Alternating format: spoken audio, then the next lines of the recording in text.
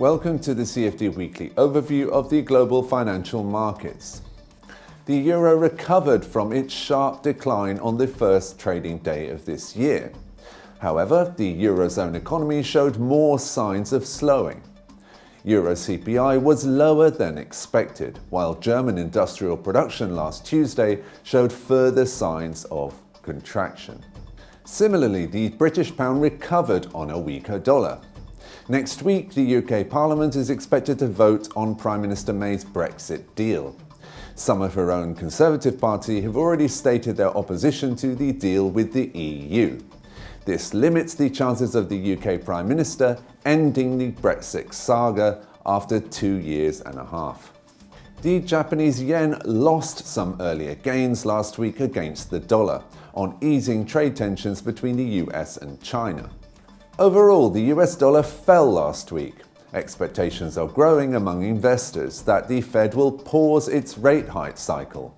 The Fed is not on a preset path of rate hikes, according to its chairman Jerome Powell, and was ready to change course, depending on data. On the other hand, excellent NFP data on Friday confirmed the strength of the US economy. The Turkish lira weakened last week with an apparent increase in volatility as emerging currencies weakened. Next week, the Turkish Central Bank will hold a crucial meeting to set interest rates. Much to the relief of investors, US stocks rose last week on hopes that the US and China would progress in their two-day meeting in Beijing, and a stronger than expected jobs report. Fed Chairman Powell's dovish statement on Friday also supported stocks. Oil prices made a solid recovery last week on supply cuts by major OPEC producers and hopes that easing trade tensions between the US and China would boost demand outlook.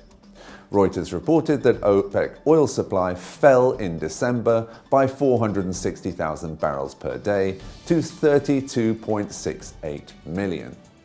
You've been watching the CFD Weekly Overview of the global financial markets.